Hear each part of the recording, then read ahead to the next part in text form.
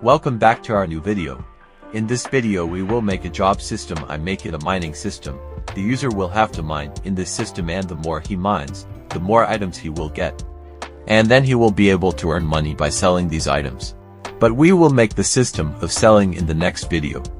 Today we will create a mining system and create a pocket command so that the user will be able to see how many items he has mined.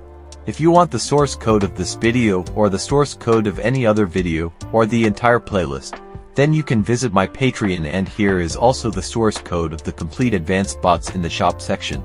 You can also see that by going to the Patreon. The link is in the description.